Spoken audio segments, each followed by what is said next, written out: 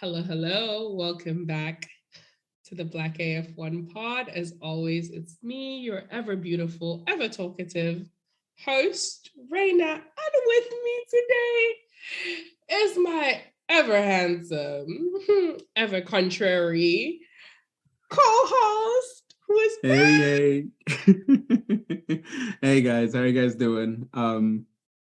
As Raina just said, I am back officially now. So regularly scheduled activities will commence. Does that mean you're coming back to Twitter? Everybody's uh missed you so much. And they keep asking me, and I'm like, I feel like you guys think maybe like I'm talking to Roy every day. He's too busy for me too. Like I have no clue. I just no, you know what it is? going on either. I I really got 100% like I really have been off the grid. Like I've been just in my own little world dealing and doing stuff. But no, I'll probably be back on Twitter like maybe within the week or something. I don't know if I'll be super duper active, even though I've never been like super duper active on Twitter, except like when like stuff was popping off. But yeah, no, I think I think I might show my face again a few times. I was in Yeah. the space. I was in the space. You like Because I Roy, I'm doing dragged a you space. there. Yes. No, because I've been wanting to do like a space on our like account. But like I didn't want to do it without you. So Yeah. When I saw the um text, I was like, let me hop in. yeah, that was fun. It Yeah. was So how nice, have I will you say. been in your absence, Roy?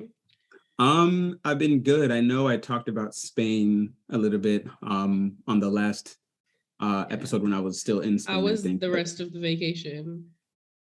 it was a dream. Yeah, Like I'm happy you guys had fun. I I Also, love I Spain. think me and your sister are friends now. Like we're friends.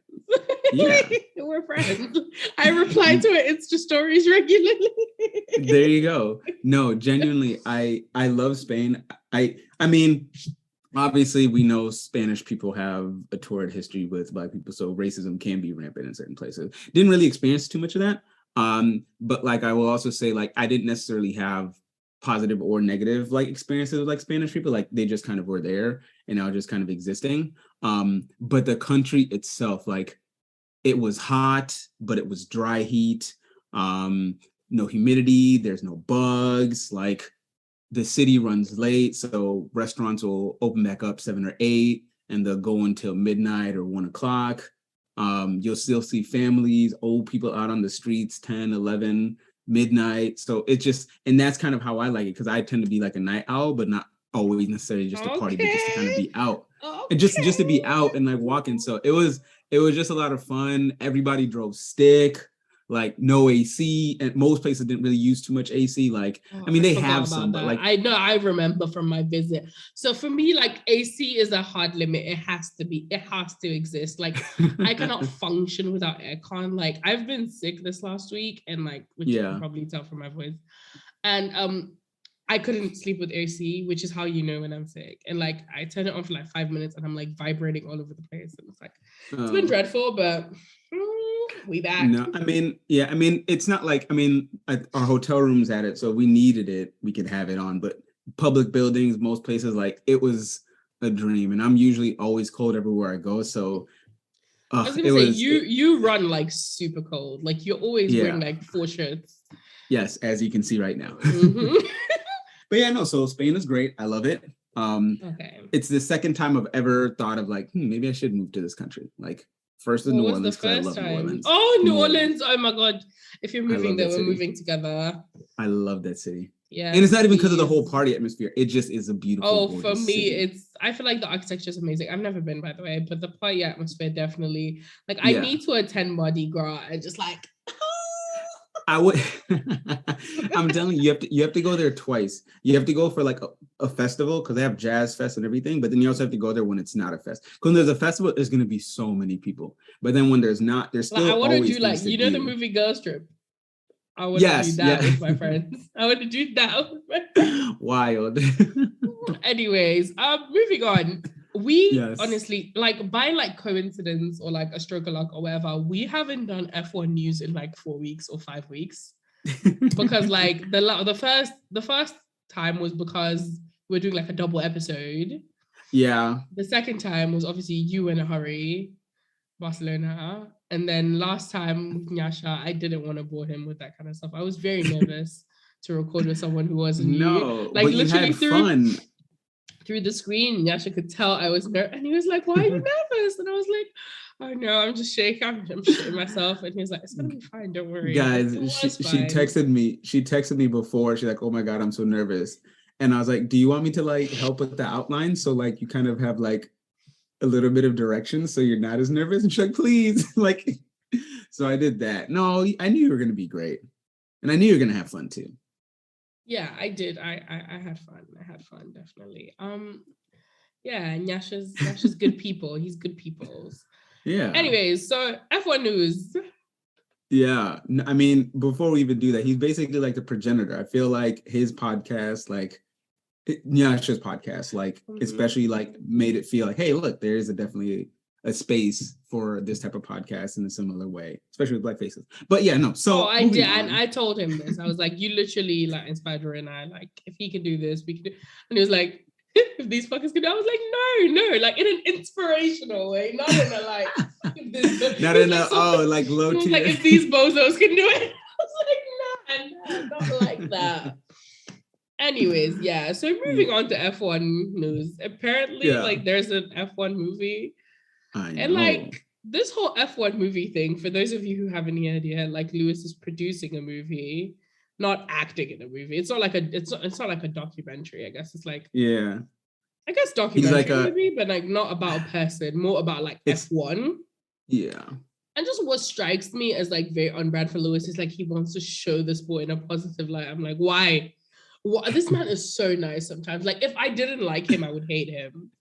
Like why are you so nice to these people? Maybe you can be friends and you like me because like you've already had to like Lewis being overly nice. So whenever I'm like being nice to people, you're like, okay, I can like Roy because I've already been exposed to somebody who's annoying like this. But Lewis is even nicer than me, I feel like. I don't think I'm that nice.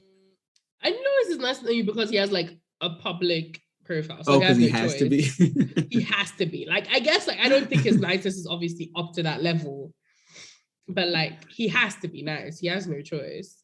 Yeah, that's true. I'm excited. Like I think it'll be really cool. I mean, if we look at I don't like Brad Pitt though, but I mean, but but he can act and like a little bit. I don't think he's in it for acting. I think he's in it for like producing, directing, which he's actually good at. But I don't like him as a person. So, but then Lewis has a lot of questionable people in his life. He has a lot of questionable. He does have some weird. I'm just like, friends. Oh Lord, this man. Like we know not everybody can be perfect like you, but. But the movie itself, I feel like it'll be good. We've had some really good racing movies. There was it Heat, the one about Nikki and James Hunt? Was it called Heat? What was it called? Ferrari? No. That wasn't about Nikki. That was about Ford. Which I've never watched any of these racing movies. Ford vs. Ferrari was actually good. I know the one you're talking about, but I don't know the name.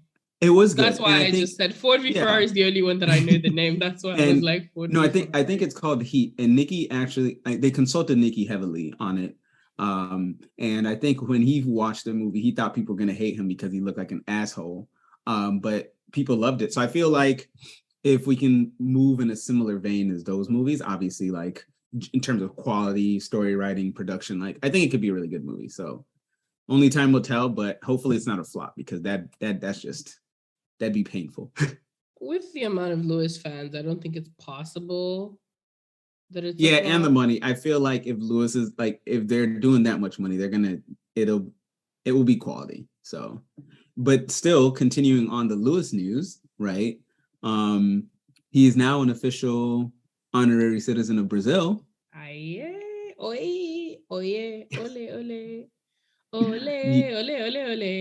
Okay, I mean, you went through a lot of little cheers, and it's okay. We'll take that one. I settled on that one. I was trying to think of like something Brazilian, and I was struggling. You could do like a samba riff, you know. I don't think I'm that talented. No, again, I don't know why, but I always love seeing people like doing really cool things, and because I really like Lewis, it's kind of annoying when I was so happy when I saw his little post and I saw the announcement. I was just smiling. And again, I still can't get over the fact that a whole other country will make him their citizen, like an honorary citizen, just because he loved their favorite driver and he reps them so hard. Like, that is still mind-boggling to me. So I love that. We love to see it. We love seeing people win. And shout out to the Brazilian people. Now all those anti-Lewis Brazilians can shut up whenever they get mad at Lewis repping the Brazilian flag, because he's technically a citizen now. He's technically Brazilian. Exactly. Like, and I literally tweeted, I was like, ooh, we've ditched the colonizers. And then quoted it on my private going and moved to the racists. Let's be honest. Brazilian F1 fans love Lewis, but Brazilians in general, ooh. No, I mean, I think we briefly talked about this. I don't know if it was. It's quite surprising how much on a Twitter Brazilian space, F1 fans like Lewis. Especially the white, Brazilians are known to like be very racist. Like white Brazilians love Lewis. And I mean, I guess it just shows like how sports can bring people, but also really like Lewis. I mean, I don't get it, but I love it. Just because, I mean, if you don't know too much about Brazilian politics, again, they also have similar colorist and classist lines. I mean, but then I guess not just colorist, but I guess racist, really, because racist, they also do all of it, all of it. Like, okay, so there was this place I hosted in like right after like Brazil last year, and like a couple Brazilians joined, and like one of them was talking to us about like the racist dynamics and stuff, and it was very interesting. So anyways, moving on. It's still on, Lewis. You should take this one, because if I start, I'll handle this. We won't stay here too long. Because if I start, it will be like a 30-minute rant on this twat. No, but once again, our new FIA head, Mohammed bin Sulayem, is clearly running his mouth, because he clearly loves Lewis Hamilton so much that he had to take the time to say how much he loved the days where drivers basically just shut up and drove. And that is a sentiment that we can all get behind, Raina. Isn't that true? Yes, very, very honestly, yeah. Fun fact, actually, I just realized this weekend that his name was Mohammed bin Sulayem. I thought it was I've been calling him Suleiman. Okay, I thought it was just me. I don't even know. I'm very disappointed in myself. But I've been calling him bin Suleiman the whole time. Because that's the Saudi prince. So that's why we always go to bin Suleiman. No. Salman. MBS is Mohammed bin Salman. Yeah. But like this guy is Ben, like it's Ben, right? It's not bin as in, because you know in Arabic, bin means son of. So MBS is Mohammed bin Salman, Mohammed son of Salman. Yeah. But this guy is Ben Sulayem. No, it's bin Sulayem. Is it bin? Because I went to what's it called? Okay, maybe it said Ben. I think they have both. I think they might have it incorrect. Okay, so I think they have it wrong. But anyways, the latter part of his name, which I guess is a surname, his dad's name is Sulayem, and I've been calling him Suleiman for like the entire time he's been FI president. Same. Like I thought it was just me. No. When I saw that, I was like, okay, interesting. Wow, I've really been, I mean, I know I don't like this man, but I don't want to just disrespect him like that. But yeah, no, so clearly he is acting up, and we love it that Lewis very quickly jumped on that, saying, yeah, you can kill that noise because I'm going to still do this. And our new activist, Ferrari. Wow. Why? My brain sometimes is so bad with names. It's no disrespect. It's not like I don't know these people's names. Vettel also jumped on saying, I'm going to continue. I promise you, it's not because I dislike these people or anything. You actually my brain like Vettel. Genuinely. So I like the character. I've been disliking him. I've liked him less when he was saying some weird things about Lewis. But just name sometimes, like, I have name lapses, so like I apologize. But no, so Vettel also was saying how like no, they're going to continue to speak up. So yeah, clearly whatever he was trying to get out of that was very quickly and immediately shut down by everyone, and it seemed like that fizzled very quickly, because I think it came out near the end of the week, right before all of the racing started. But it was very interesting to see that he continues to talk about this. So clearly jewelry is a very big issue, but talking about world issues is of all things to be bothered about, honestly. Like this whole jewelry thing is very frustrating. But anyways, like, oh, by the way, like I saw in your notes you wrote, gonna pretend like people didn't boycott apartheid South Africa. You know that boycott wasn't because of the apartheid, yeah. what was it about again? I know James Hunt. I know James it Hunt was Nikki specifically. Lauda and okay. Because I know James Hunt was talking about apartheid South Africa. I just didn't know if but that protest was not because of apartheid. Oh, well. It was something else. I don't remember what it was about, but it was something else. Anyways, are white people ever gonna boycott anywhere because of racism? Please, let's not joke. Salary cap.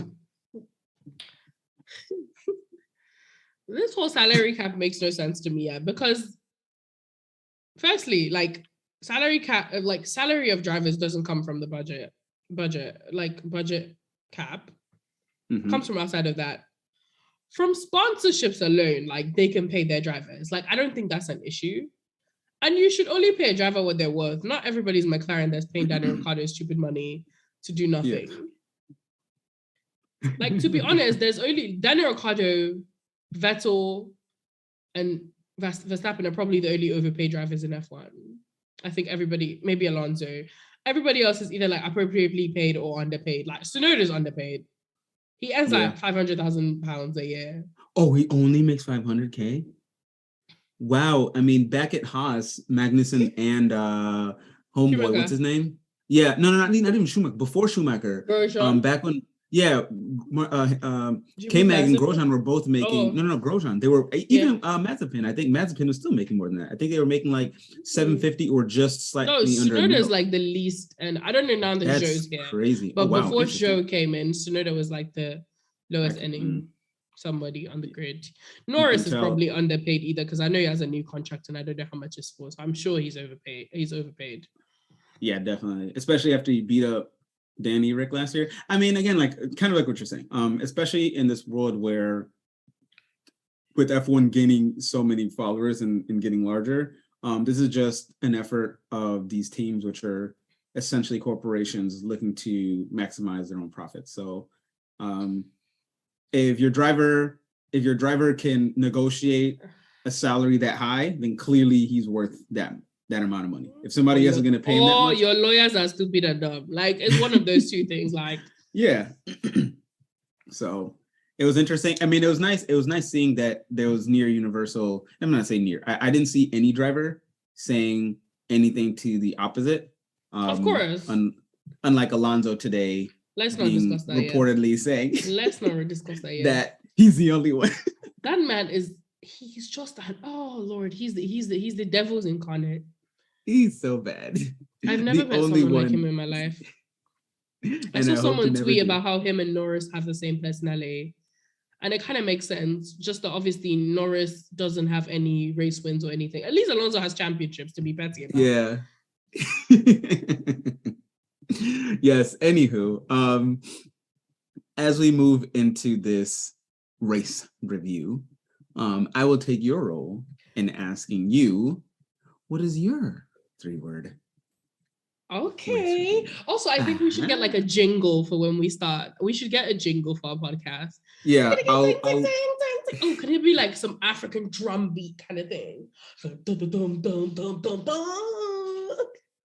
Maybe for an outro. Roy's looking at me like I'm crazy. Like he's looking at me like I'm batshit crazy. Clearly, he's not speaking to me so long. Are you mad?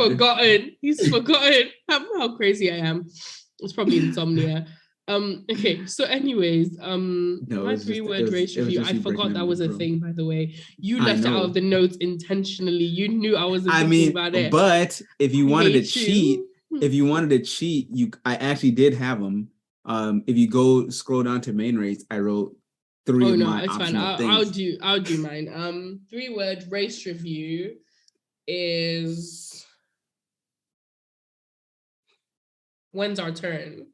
And I know that's 4 words, but I've put the apostrophe S, so obviously that makes it a word. If you know English, you know that once you put that apostrophe S, it's 1 word. It's no longer 2 words. I forget what it's called right now, but it's 1 word. No. Okay, when's our turn? That's my own. What's your... For me, please stop bouncing. That's my 3-word race review. Yeah. I know it's for the race, but I'm just talking about Lewis very. Porpoising I guess technically that is for all teams. I was watching Criminal Minds the other day, and literally they had a case about like a plane crash or something, and then they were looking at the telemetry or something before it crashed, and he was like, "Yeah, it was porpoising a lot." And then the other character goes, "What is porpoising?" And I literally paused and took a picture and posted on Twitter. I was like, "Yes, as Mercedes AMG." What is it? That's a good tweet. That is a good tweet. Bruh. Too bad I don't have clout. It had like 5 likes. But it was I found it very funny. So that's what that matters. No, that is a good one. Yeah, this race weekend, I guess, because I saw you kind of divided things quali and race, so we don't forget the stuff that happened in quali. Because we always forget the things that happen in quali, don't we? Yeah. Okay. Let me see. First thing I want to discuss is yes, ma'am. What's the first thing I want to discuss is how Son of Seven, who obviously that's yes.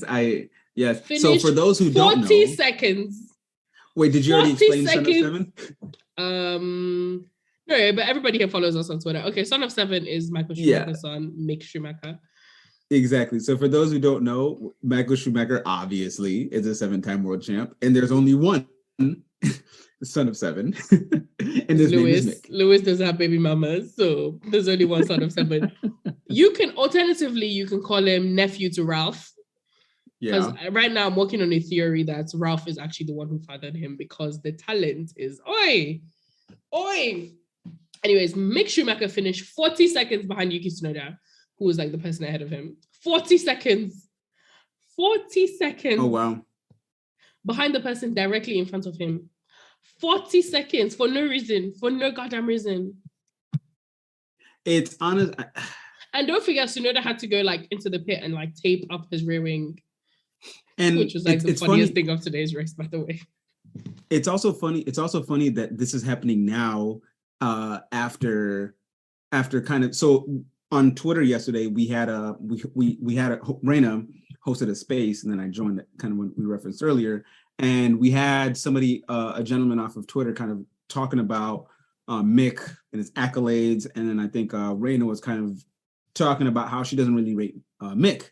And the other person was just basically saying kind of how Mick, through his accomplishments in F2, but also kind of in F1, he should be a little bit higher. And then kind of he's really been struggling.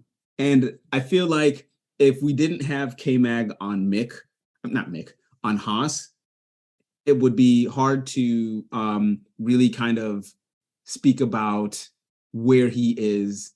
Like we think the Haas is a worse car than it is. And it's not to say the Haas is good, but we would definitely think it's worse than it is. People keep saying how like, oh, the Haas has like what Magnussen is doing in this Haas. And I'm like, this is not the Haas of last year. What we should really be discussing is what Mick is not doing in that Haas, not what Magnussen is doing. Magnussen, at the end of the day, he's not like some super driver. Like, he's a good driver, but like he's not a driver that you're going to say is going to extract like I'm sure like he's doing the best he can in that car, and that's amazing. But that's what Magnussen has showed us, is that the car this year is a good car. So the discussion should be, what is wrong with Mick? And the clear answer is he has no talent. I mean, Reina has now gone from Mick is just all right to he has no talent. So the mask is completely off, and we see that. I mean, I'm not going to say that he has no talent. I'm just going to say he's certainly obviously very. He can drive better than me. No, not even that. Much. I'm not doing one of those like lowest brain cell arguments. Like, of course, they can get there. They have to have something. You know, those type of people who argue stupidly on the internet. I mean, genuinely, like, he's there. So to a certain extent, he can be there. I think he has been very clearly overrated. And I say clearly in the present, right? Hindsight is 2020. Because last year I thought he was doing pretty well. I'm new to motorsport. I don't watch. Who told you otherwise? Who told you otherwise? And I always believe you. You're whatever you say, beautiful, gorgeous co-host right now. No, so I think this is a good year for Mick. I think Mick is getting this year what he should have got last year. And maybe last year was also good for him because he maybe got a little bit of confidence, and hopefully him being so thoroughly like, not even a word, beat up by his teammate, will not destroy his morale, but like at least see that, hey, there's a lot more to learn. I'm not too big of a K-Mag fan. I mean, he's a good driver, he's just too aggressive. But I mean, it's a good time. It's a good teammate for him to have, to somebody who is that quick and also super aggressive, and for him to kind of learn, grow, and mature a lot faster. But yeah, no, it's certainly not the best year for Mick, to say the least. Yes. Anyways, like I just wanted to get that out of the way. Obviously, K-Mag ended up retiring, so Mick finished technically ahead of him. But like, I mean, wanted people to remember. Yeah, and even with his retirement, obviously, like, he's a better driver than Latifi. Latifi finished like 40 minutes behind Schumacher. Like that just goes to show, like, oh god, to give Latifi a small bone, right? Yeah, that stop go. Yes, that penalty, and then he had another penalty again for blue flags. Yeah, like the initial penalty, the stop go, a little bit on him, a little bit on the team, because the team should have been at least hurrying to get out of there. But he was definitely on the team. Was that pre-formation lap? Yeah. Or was that? Oh, okay. I thought that was post. Okay. Oh no, you're right. It they missed the like 15 seconds. Yeah. Obviously, post-formation lap, there's nobody there, right? Yeah, I was gonna say, yeah. What am I talking about? No, so yeah, that was definitely on the team. But I'm talking about the blue flags, when he kept driving past blue flags. As many people have been quick to comment. I think he ignored 14 blue flags today. I thought it was like 9. It was less than 10, but Albon's was like 16 last week. Yeah, and Albon ignored 16 blue flags in Monaco, and I've seen some people say 28. I haven't gone back, so I'm not going to say 28 is true, but I've seen people saying 16 upwards of 28 blue flags in Monaco with no penalty. So 16 is the official one I saw. Like 28, I feel like more, maybe you combine the flags and the panels. Yeah. 28. So obviously, as bad of a driver as he is, and as undeserving of real sympathy, right? Like I really will feel bad for him, because I feel bad for people when they're being embarrassed. But like, he is there because of his own lack of talent. So like, technically, sympathy isn't really like that. So, but that is just Raina's face right now. Like, why are you feeling bad for this man? No, as far as Roy feels bad for everybody. Like, I see tweets sometimes all the time, and I was like, hey, you have to feel bad for. I'm like, no, I don't. Like, why do I have to? Why? As always, you have to feel bad. I don't feel bad. Why do you think I need to feel bad? So but still, I mean, outside of Latifi, right? And we're gonna get more to this at the end of the show, but I think this was a race where, I mean, obviously, since we just kind of were talking about Haas and their and K-Mag's DNF, all of the cars that were DNFing just so happen to have a certain engine maker or a certain team's engine. And okay, talking about the whole laughing thing. Someone tweeted, I feel so bad. No, my friend messaged me, I feel so bad for Charles and Ferrari. I'm like, I'm laughing. Let's not get into that. I am laughing. I owe nobody any loyalties. And all those people that before the season started or last year, they were like, I'm Charles and Lewis. They're all exposing themselves now. But how really they were only supporting Lewis for the glory. And now that Charles' car is fast, they've like disappeared so quick, and they're slandering us. Imagine some Charles fan was trying to talk shit to me today. Somebody that has never overtaken for the race win in his career. Couldn't be my driver, who has won from 14th on the grid, from 6th on the grid, from 20th at the beginning of the sprint. 25th, in fact, if you count exactly. He literally started in the pit lane and he won. That's literally what 25th means. 25th is pit lane start. Like, mind blown, shocking. Oi, goats. Ewu is goat in my language, in Nigerian language, not mine. Ewu is goat. Like, yeah. In Igbo, you know Igbo? Yeah, I know Igbo. Well, I don't know Igbo, but I know the Yeah, Igbo like people. you know what? Igbo people. Yeah, it is good in Igbo. Yeah. No. So you want to know? Go in my language is Bewa. Bewa. I see what you went with. It just has a better flow, and it was like a very common insult in Nigeria where you're saying it's not just it would be like man, like make the noise that the goat makes at the end of the yo, Nigerians are one of a kind. You just imagine two people fighting on it, and it's always like people fighting is like man. But no, so clearly we could not have foreseen this. Ferrari started off the year super consistent. We could have though. Reliable. We could have because really Alfa Romeo and Haas were having a lot of reliability issues. That is true. Actually, we could have seen it coming. Actually, low key. We like if we were like galaxy braiding it, we could have figured this one out for sure. We just didn't. We were focusing on other things. Yeah, we were focusing on Red Bull, specifically Max Verstappen constantly being in the mud.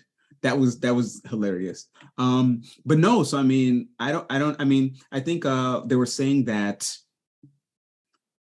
the only part that you can work on after the engine freeze is things that have to do with reliability. So if this is a persistent thing throughout the season, it could be Ferrari. A way they've been working on their engine since 2019, and still, yes, oh Lord.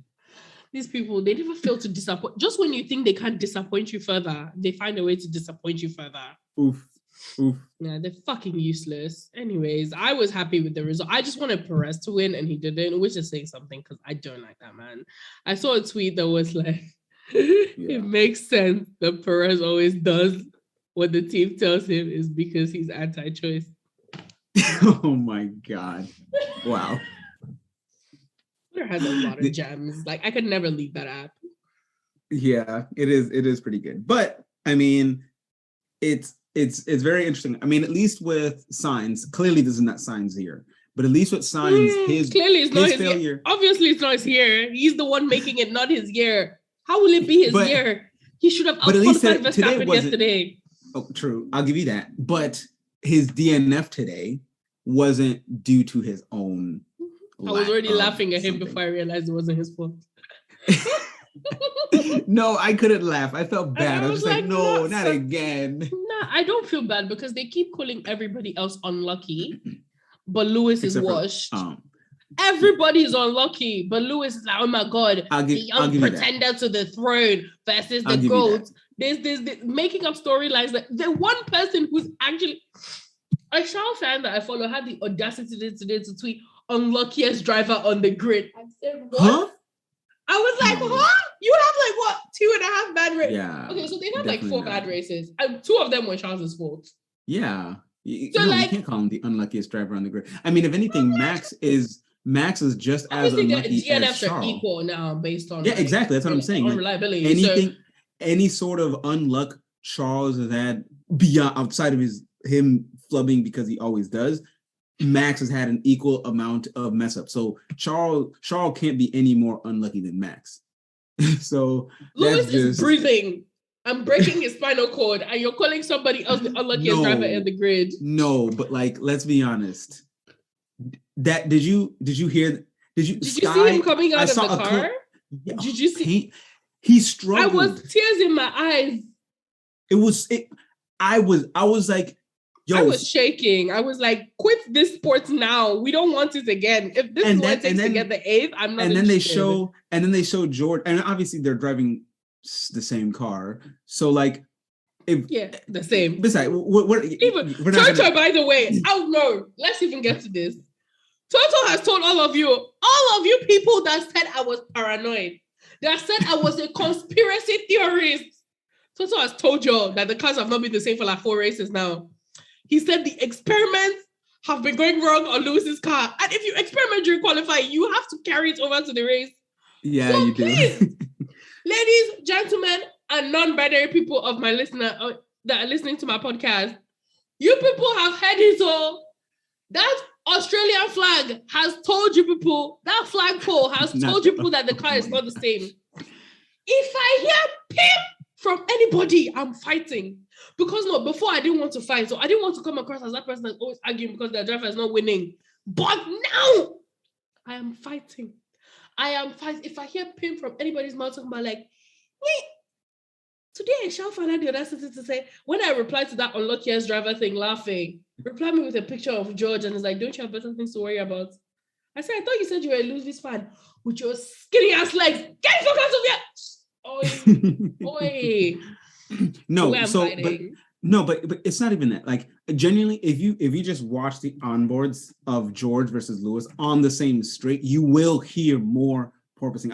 I've noticed it in at least one or two different races. You will actually hear Lewis's car porpoising more, which again ties into what Toto just said about they have literally different setups because they are testing things with Lewis. Obviously, Lewis will have agreed to do these testing things, but the point is they're not driving the same car. So if one person happens to be faster than the other, yeah, it could be to skill and pace, or it could just be to one having a more tried and tested. You setup. See how bad, like Lewis. So today's the 8th race of the season, yeah.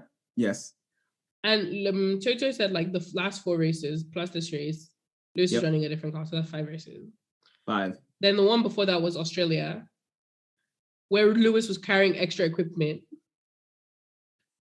Then the one before that was Jeddah, where obviously his car was different because we could all see it. Yeah. And then before that was Bahrain, where he whooped George's ass. Not whooped, but like was comfortably ahead, quali and race. Yes. So please tell me why my daddy's name is in your mouth. Tell me why. Why is his name in your mouth? Mind your business. No, exactly. So it genuinely, like I think Canada being next week, or is it next week? It's ahead. Yeah, Canada being Canada being next week. I saw the logistics of this calendar are so ridiculous. This is a stupid year, which is why I'm glad they announced that. They said they're going to fix it next year. Which again, it's going to be so fun because like, you know, traditional races aren't going to be in the same places anymore. Yeah. Like things that you're used to seeing here, you're going to be like, okay. Because obviously they're going to have to put like Bahrain, Abu Dhabi and everything together. So either Bahrain's going to have to sacrifice their season opener or Abu Dhabi's going to have to sacrifice their season ender. And obviously it depends on who's giving the most money. They might do Bahrain and then do a regional grouping and then like do Bahrain a week break and then group some races, and then come back and then group some other races in that region. That way they can keep their money. No, the thing is, obviously Bahrain. So the only thing they can do, I think they can do like double header to start the season, Bahrain, Saudi, then double header to end the season, Qatar, Abu Dhabi. Since there's like 4 races obviously in that region now, because Qatar's coming back next year and for like their 10-year contract that they signed last year. So they can like obviously bookend the season with like 2 Middle Eastern races at the beginning and 2 at the end. Anyways, obviously Lewis, my problem now is like the strategy, the pit stops, everything. It's not just things on track going wrong for Lewis. Even the things that like don't have to do with the bad car are still going wrong for him. And I don't understand why they can't just fix that, because Lewis spends half the race rectifying their errors and going back to the position he started in that he ended up losing because of all the mistakes that they've made. Yeah. And then the other thing on top of this was I feel it's not as much unluck as he's had in past races, but because this was Georgia's weekend to determine if he's getting the toe or Lewis will get the toe, we saw in Q3 that he got the toe both of those times, even when Lewis was facing that impending possible penalty, right? Which put George in a position where he's behind all the faster cars. For me, that's fine. No, it was fine. It's not too bad. I'm just saying all there's a little bit of qualifying things don't annoy me. Yeah. No, what annoys me is then when you can't like make a choice, because like at that point I didn't think they should have pit Lewis. I thought they should have pit George. Obviously they already pit him. Lewis should have stayed out, got track position, and obviously there was a second safety car. He could have pit there and he would have ended up like at least behind George. And they would have like, obviously it would have still been a 3-4, but like that was the right decision to make. For me, Lewis got lucky with the Seb thing, because Aston Martin's straight line speed was that Lewis, I don't think he would have been able to get past Seb. I mean, after seeing Seb just Aston choke Martin like that, I feel obviously like Seb became- would have choked. He would have figured out something. But Aston Martin and Alpine had like ridiculous straight line speed.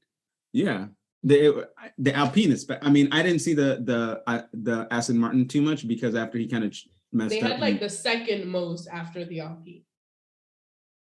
that Alpine was crazy fast, and I hope it doesn't continue because I don't want to see Alonso for a third race in a row being able to just dominate certain sectors just because of where he's at.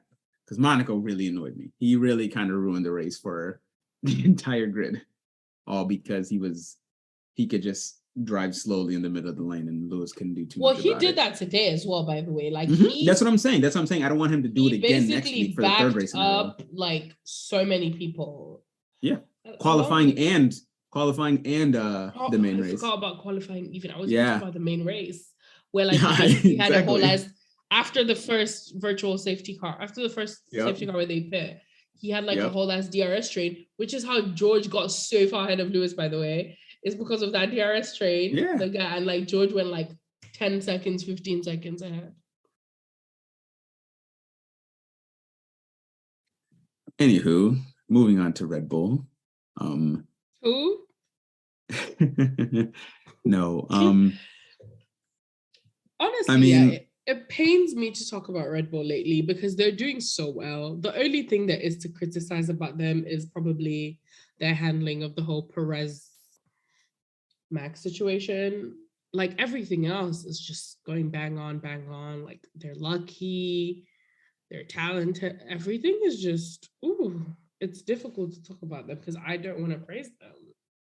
Again, it's if Lewis won his 8th last year, I wouldn't even care that. I mean, I'd be annoyed that they're good, but he would officially be like in every single metric the greatest driver who's ever existed. He already is, to be honest. I mean, he is, but like now no one, like people always say the car thing, but people talk about 7 as being Schumacher's record. Even if he won 8, they would still talk about the car thing. Fair, like, but like we can ignore them. Something I've come to accept, like supporting Serena and watching tennis how much I do. Because before Serena beat Steffi Graf's record, nobody used to talk about fucking Margaret Court and her 24 slams because her 24 slams came across the Open era and before the Open era. So like a lot of Australian Opens she won before Australian Open, before the Open era, like tournaments were very much, nobody used, like, you don't classify the records like under like stuff that happened before the Open era. Most stats are like from the Open era.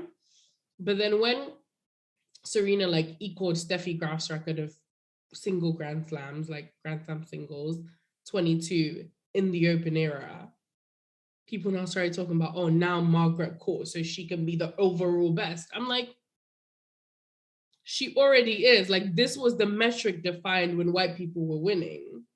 Why is it that now that there's a black person who's come along, you suddenly want to like shift the goalpost, shift the finish line, and want to make it seem like it's a big deal? Serena has 23 Grand Slams, more than anybody else in history in the Open era. And I do not give a fuck if she ever comes back, wins 24. I literally don't care because I know in my brain and my heart of hearts that she's the best of all time. Like, even if she never equaled Steffi Graf, I considered her the best of all time. But she did. She equaled her. She beat her. It's the same thing with Lewis. Lewis has equaled Michael's record. It's their record. They share it together. And any other metric bar that, he hasn't just passed him, he has surpassed him. So like, I feel like I just want to like, and I understand where you're coming from, by the way. I really wanted him to win that 8th. And because I would not have shut up about it. And if he had won it, things would be so much easier. But I also think we need to like tell ourselves that like, whether he eventually wins that 8th or not, we know, and like we should,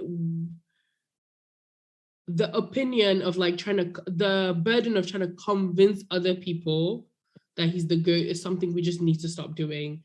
Because if somebody already now cannot tell you that Lewis is definitively the best driver in history of Formula One, then you shouldn't even be arguing with them. But that's what I'm saying. I don't interact with anyone outside of Team LH. Genuinely, like the people outside of Team toxic. LH. That's just toxic. That's just toxic. I'm just being honest with you. I think there's a difference between interacting and arguing. Like I have a friend who's like not Team LH, and like I would just not argue. When they start trying to like bait me, I'll just be like, okay, whatever. Like Lewis has 103 falls, 103 wins. Like, you know I'm exactly the people. You know exactly the people who I have two, maybe actually now it's low-key three because I only recently found out that. But like I only really have like two Red Bull fans who like I could even call interacting with. And it's Red really Bull only fans. One. Okay, sorry, I was talking about the other people, like not no, Red no, Bull. No. But like even they have like if you are gonna be a fan of Red Bull, you have to have utmost respect for Lewis. Like it's not like I don't. It's not like I'm excluding for me. Yeah, myself like I understand what you're saying, and I understand what you're saying. Like, as long as you have respect for Lewis, but I no longer see that as a justifiable excuse for supporting Red Bull. Red Bull are no. Can I? Red Bull are racist. They incite racial abuse towards Lewis. There's no excuse for supporting them. There's no excuse anybody can give me where I can be like, oh, that's cool then. No, like literally, I was on a space this weekend with this guy who's like, oh yeah, but like I know Lewis is the best, but like I'm a Max fan and I'm a Red Bull, and I'm like, yeah, you're accepting racist people, and no, I will not excuse you just because you tell me you respect Lewis, because it's the bullshit that like Horner and Marco and Max do. They're like, oh, we respect Lewis, we know Lewis is the no. That doesn't give you leeway just because you have respect for Lewis to still support racist people and homophobic people, transphobic people, sexist people. It's just, they're all pieces of shit. But I've heard one good reason why somebody liked Max. That's it. Every other reason, I've heard it. It's not my story to tell, so I'm not going to. No. I understand there might be a reason. For me, yeah, there's a good reason to probably support everybody. But then when you support somebody that is racist or homophobic or transphobic or like uses demeaning language and stuff like that, you're saying those things don't matter to you. Because at the end of the day, for me, those things should always be an overriding factor. It doesn't matter how good of a person they are. Once it's like Daniel Ricciardo, like in all terms of like, he's probably the nicest fucking guy. Like, as everybody will tell you, like he's a super nice guy. But he used the N-word and did not apologize for it, has shown no remorse. And for me, that is an overriding factor. You should no longer show your support towards that person. And if you do, then don't try and come up and like, try and make, like, act like you're an ally. You're not an ally. You're not, like, that's just my point of view. This like the interesting thing about this is I was the one saying I only interact with Team LH people, but you're a lot more restrictive in your views of support of other drivers. For me, like if we're gonna just kind of bring this conversation kind of back full circle, like I don't necessarily exclude myself actively from other communities. I don't seek people out in those other communities. So like again, bring it back full circle to kind of the whole kind of racing, right? Like I didn't want Lewis to win in his eighth so I could throw it in people's faces. I didn't want him to win his eighth for other people to finally accept him to get it. I wanted him to win it for himself. I want to be, for me, like literally it was for me, right? I want to be able to look at any record book and be like, yep, Lewis is, like when we look at his race wins, right? He's not tied in race wins. He's not tied in poles, right? And so like, yeah, the 7 record is his and Schumacher's, right? I wanted it to just be his, right? Not to prove to anyone else anything. No. And that's why I'm saying, no, let me finish. And that's why I'm saying, I don't mind, like genuinely, like if he never wins 8, he will always be the greatest. I literally will not. I mean, I'm not going to say I won't lose sleep over it because I'm still upset about it. But like, I will be okay with his legacy. He has accomplished everything, at least from a racing perspective, that he needs to. And the only thing else really is just kind of moving the sport forward from an inclusive and diverse perspective, right? But I really wish he had that 8th purely because for me, I just liked the idea that like a Black man in an extremely white sport is the standard bearer for every single metric. People always throw excuses, X, Y, Z, yada, yada, yada. I mean, even Usain Bolt, people constantly say he's a doper with no concrete evidence, right? So like there's always going to be detractors. So I don't really care about those people. I literally disregard them. I just was hoping for that 8th just so he will stand alone on his pedestal. Like that little video, the photo of him at the table. And also, like, I love that photo. I would just like to clarify, like, I didn't mean like wanting, like back in the frame of mind of like that season, how we're like wanting him to, I mean like now that it hasn't happened and it's not happening this season, I think it's also, it's good to put ourselves in like a healthy mindset of like whether he does or doesn't change anything. Oh yeah, for sure. That's all I meant. I didn't mean like back then, like, yeah, I just mean it just like, exacerbates it. Look, I would say, yeah, of course, him more. losing it just makes the car being bad hurt more. It makes, yeah, of course. Red Bull winning. I think we're all on the same page about that. If anything, that's the only reason I'm supporting Ferrari. I've always liked Charles, but I've never like been like, oh, let's go Charles fan. But like the only right now you're there. Yes, 100%. I'm like, if I don't know where I am with this season, to be now. honest. I want Charles. I don't know where I am with this season. I definitely don't want Max to win, but also I really hate seeing Ferrari win. Like, I hate Ferrari so much. Like, I have a lot of baggage with Ferrari. And I hate Red Bull as well for like different reasons. But also like Perez winning, I feel like would be like a good, you know. No. What would be fun would be like maybe Shaw winning the drivers and Red Bull winning the constructors. That would be fun. No. Because imagine Red Bull winning the constructors, so having the fastest car in theory, and they still didn't win the drivers with Max. Still no legitimate drivers. I wouldn't mind that. I definitely don't want Ferrari to win the constructors championship. Like I don't want that. I'll say you hate Ferrari more than me. Nothing. They're fucking racist bitches, like always. I agree with all of that. You hate Ferrari even before like drama with Lewis. Like the thing with Red Bull is, Red Bull are racist because that's not they're just racist, but like their racism is exacerbated. I don't know the word. Yes, there you go. Because of their drama with Lewis and like because Lewis is who they're fighting and blah blah blah blah blah. I think maybe I can like not confidently say, but like I can alrightly say, like, when Vettel was winning with Red Bull, they weren't, obviously Alonso was their main rival. They weren't, they didn't have all this, which you're seeing again this season with, like, because they're fighting with Leclerc now, so all the racism's gone. But, like, Tifosi have just generally always been racist. And I don't mean, like, Tifosi as in... old white people. No, I understand. Not even Ferrari, the team. Tifosi as in just the crowd. Italian people. Yes, exactly. No, I feel you. But I mean, again, like, it's an old white sport, so, like, the older the team and the whiter the team. It's even the young, like everybody. I think they breed it into them when they're being conceived. But yeah, it's crazy. Anyways, moving on from Red Bull, who had a very good race, 1-2, and I feel like this is the 1-2 they want. Like, I feel like this is the ideal result. Max ahead, Perez behind. And obviously Perez has had a very good 2 races. Like, he's overtaken Shaw in the championship now. And like, dude, Ferrari have heavily bottled. They have it's like I saw the stat that like in the last 5 races since Australia, basically. So yeah, the last 5 races, Max has outscored Shaw by 80 points. Yeah. And I'm just like, damn, that's crazy. That's ridiculous. And it just takes me back to the beginning of the season where like F1 was obsessed with Shaw.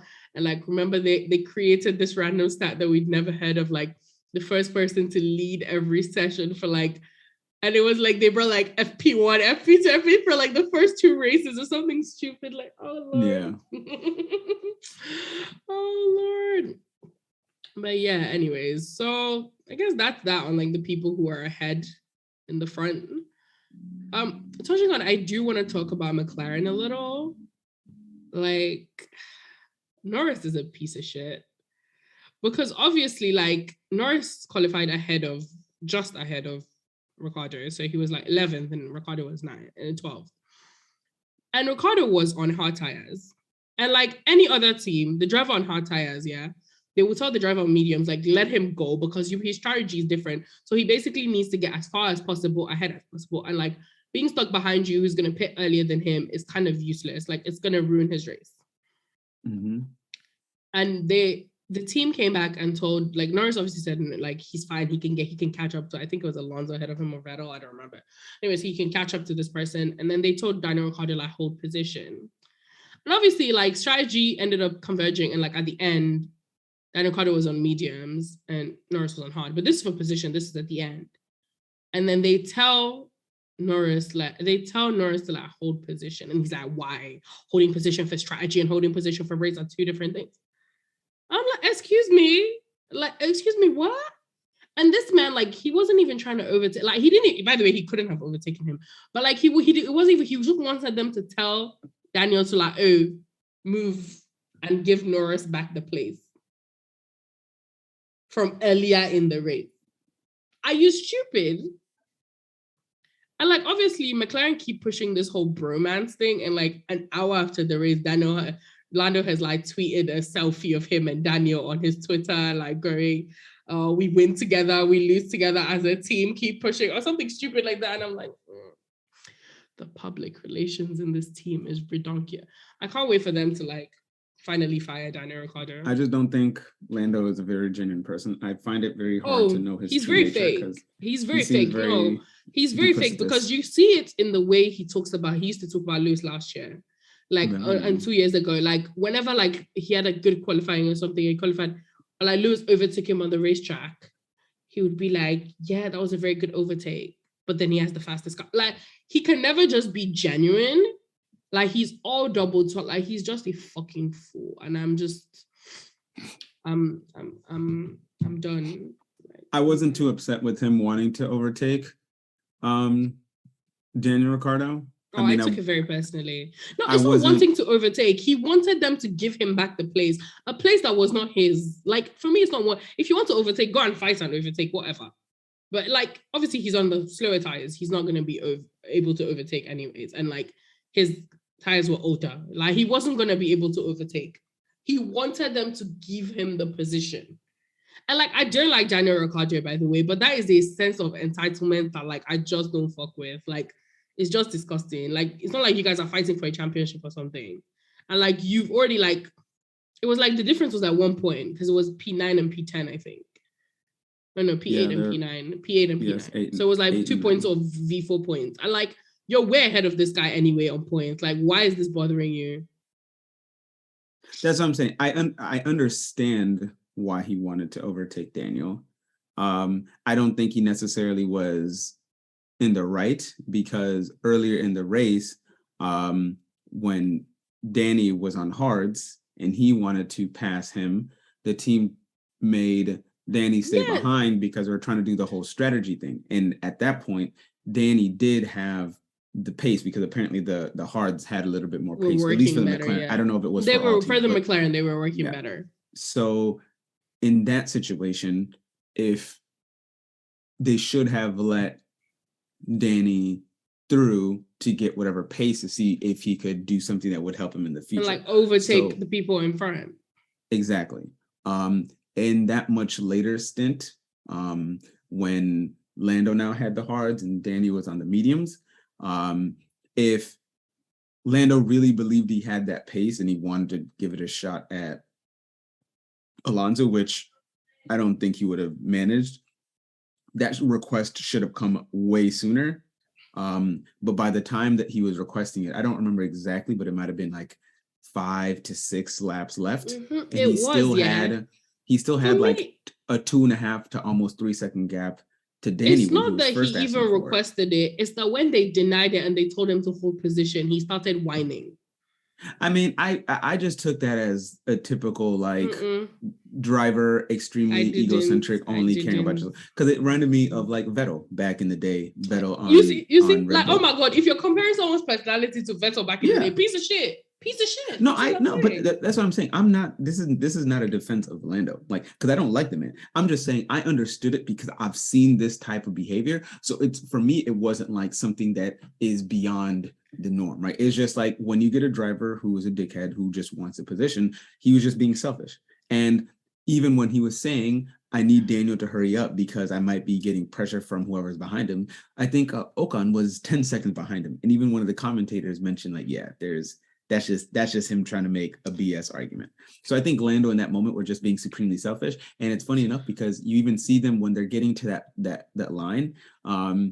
Lando tries to get as close as possible to Danny's car. So when the timer at the end finishes, it can say, oh, I was only behind him by like 0.1 or like whatever second. And I could just tell that was him trying to like make a stupid statement. And I was just like, bro, like calm down. You were not going to catch Alonso. So I don't even know what you're upset about. I think, yeah, I don't know. They both had like mediocre races, like both of them. Like, I think Daniel got lucky, obviously, with the like virtual safety car. Like, there was no regular safety cars yesterday, which was a very odd thing, by the way. There were two. There was not a single like full safety car, which for Baku was odd because like Formula 2 had like 4 in the sprint race. Yeah. And like 3 in the main race. There's usually, I mean, even last year was almost pretty good.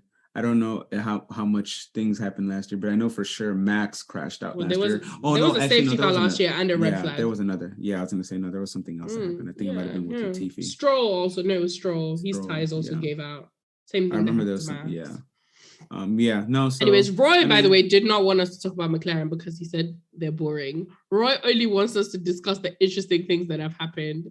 I honestly, like, for me, the way I look at it is that, like, if some of these people don't do all I'm saying is I can make anything sound interesting. And guys, I'm so sorry I sound so dry and boring this episode. I'm just very recovering from illness.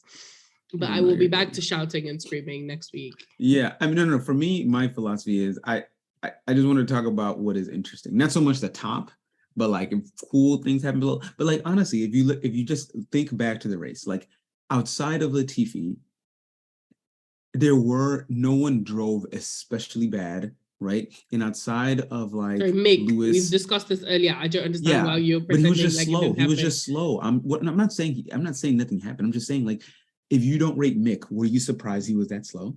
That's a real question. Yes. You were surprised he was that slow? Yes. Okay, fair enough. Okay, he was like 30 seconds behind the person that had 40 seconds. We've said this earlier. No.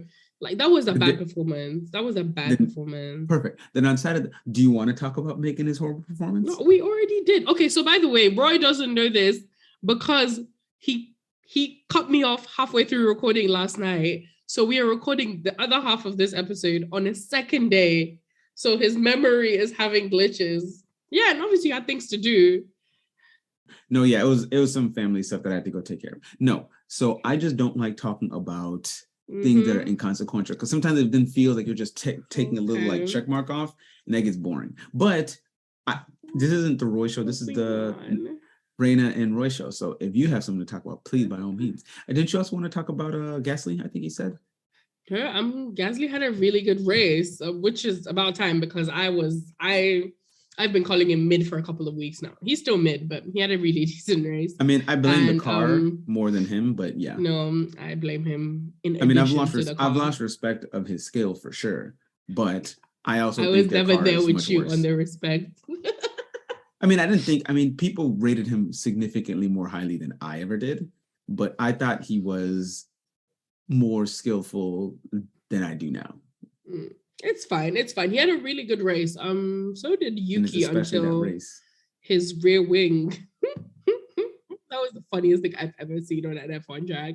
When like the wing kind of just, it was the half. So I thought it had like broken. No, I thought it had broken off and fallen off. And then suddenly the other half just like comes up and joins it.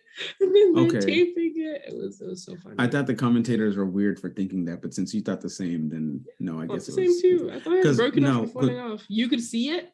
Yeah, I watched it open and I could see it was open. I could see like the flap, it was like this because it has like a slight curvature. So I could see the curvature. So I knew it was still there. I but then when they said like when the half came up, I thought the other half had thrown off, and then just and then I was like, oh damn. Yeah, no, I thought they were crazy for saying that, but since you're seeing it too, then maybe it was a pretty common thing. I was like, oh, interesting. But yeah, no, I mean, yeah, like I think the AlphaTauri was good this weekend, because Yuki was on the pace for good points. Yeah, they had a decent race. Yeah, I think that's everybody about covered. Like, I still have a little vim for Mercedes, but I don't know if it's necessary. You definitely covered it yesterday. I don't remember how much. I feel like I didn't go. Did I No, I slander think them enough? yeah, yeah. James Consonants. Did I go into him? No, you didn't go into the engineers, but that's okay because you've done it many times. So Okay. we can save it for when they especially mess up. Which was yesterday, but okay, I was We were more sad for Lewis's back. okay. I feel well.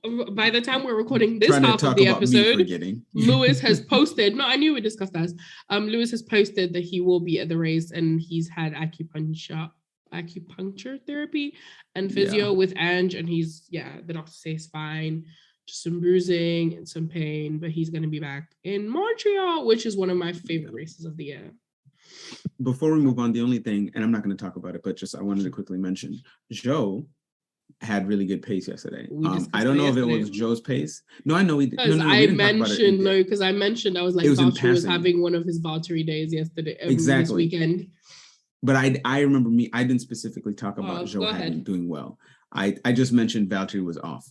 I don't know if I don't think Joe's terrible. But I don't know if Valtteri was just having an especially bad day or Joe was having an especially good day. But shout out to him because regardless, he beat Valtteri in qualifying and he was putting it to him in the main race. So yeah, I think it was a little bit of both. I think it was a combination of both. Valtteri having a bad day and Joe also having like a really good day. Yeah, I definitely want to see Joe have a successful F1 career. I feel like he got way too much hate, and there's not enough.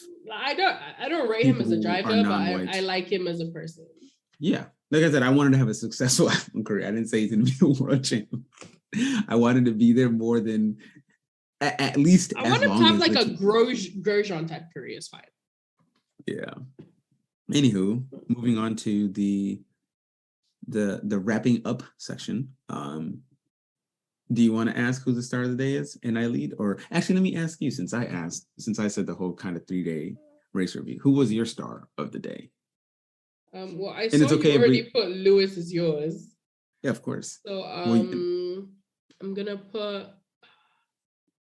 It's gonna sound really weird because actually, do you want to say your star of the day and bomb of the day first? Okay, I can say because I have a lead in. Okay, who's your star of the day? Okay, so for my star of the day is Lewis Hamilton. Why? And because he did amazing. I think he did really good to get himself up to 4th place. Obviously, it's with the luck of Ferrari DNFing or unluck, depending on what side of the coin you're on. But also, I think that he did really well to get there with the extreme amount of pain, because I think I've listened to that radio audio of him where he's like he's just trying to say his back is hurting, and as he's trying to say that, he hits another massive bump and the car is still porpoising, and you can kind of like hear his words kind of get cut off, and he's like and so I think for him, and that was still pretty early. I think like he still had like 15 to 20 more laps to go when he was saying that on the radio. So for him to be in that much pain that early and still kind of push on, because I think even then he was still 1 or 2 places away from George. So for him to be in that much pain and still be able to muscle his way up that high, like that was very impressive. So I think he deserves start of the day. And then bum of the day for me, as I've said earlier, I hate going for low-hanging fruit unless they do especially bad. And yeah, sure, make it do especially bad. But for me, I give it to Vettel. And it's not like a super harsh bum of the day, but like, come on, man.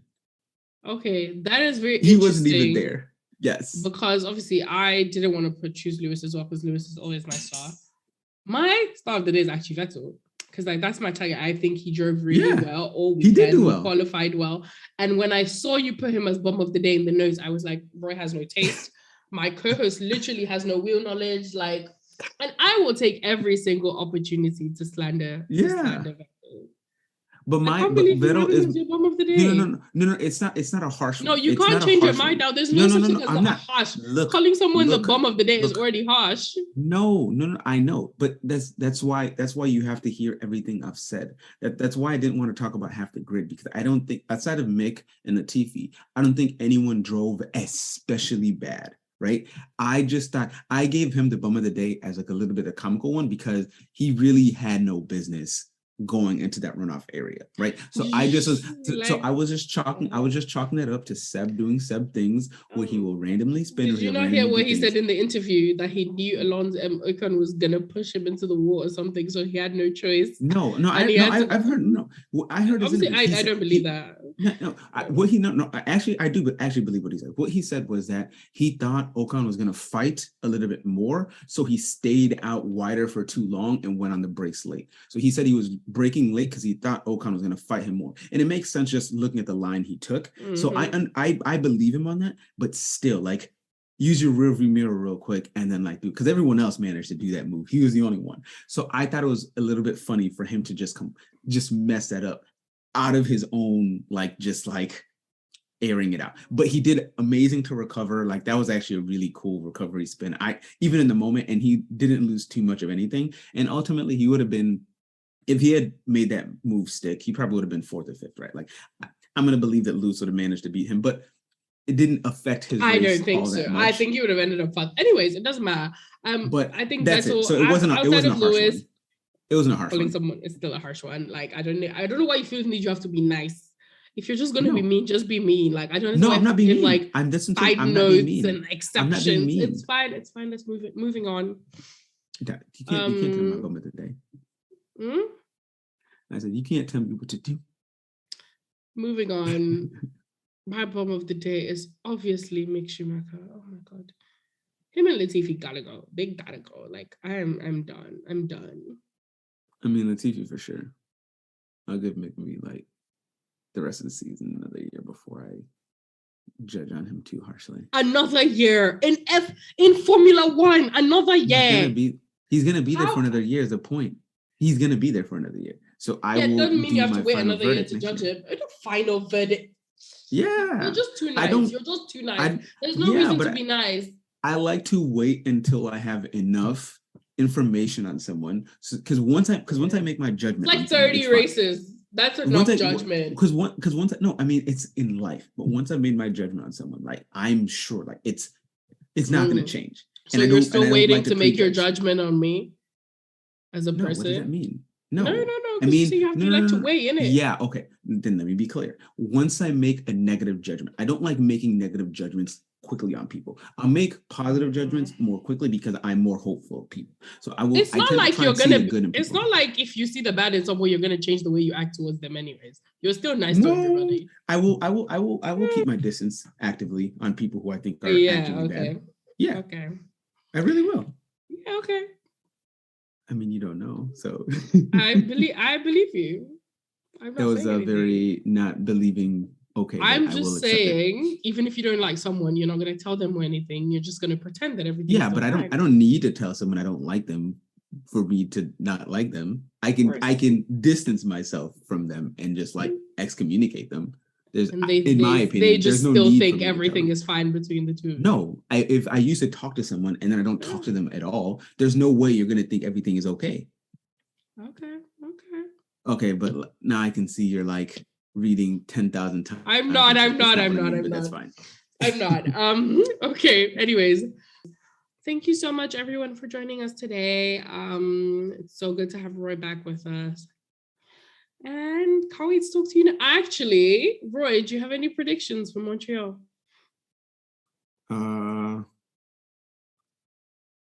Charles, Perez, Lewis. 1, 2, 3. I think Lewis is gonna win, which, by the way, is my like default prediction until he finally wins. I wanted to do it too. I think Charles is gonna crash into the wall of champions. That's what that thing is called. Yeah, that's what it's called. Yeah, I feel like this is. Yeah, I think this is Charles' time to strike back. He's had too many L's as of late. And I think Perez and Max are gonna crash into each other. Oh God! No way, Jose. There's Perez likes that Red Bull money too much to dare. He already has the money now. He signed the contract. Like, if he wasn't going to defend, if he wasn't going to defend this race, he ain't crashing into Max. Max is gonna. Yeah, that's what I said. Max. But Perez will get his ass out the way. Perez will move. Perez will go off track to let Max go if he has to. Oh, I remember He would drive Gasly in into the Qatar. gravel. Gasly Qatar, when he like went, he drove to Abu Dhabi just to give space. Yep. Perez will drive into the gravel just to make sure Max gets by. Wow, that's mean, Roy. That's very mean. Hey, man. Anyways, as I was saying, thanks so much, everyone, and can't wait to talk to you next week. Love you guys. Bye, darlings. Adios.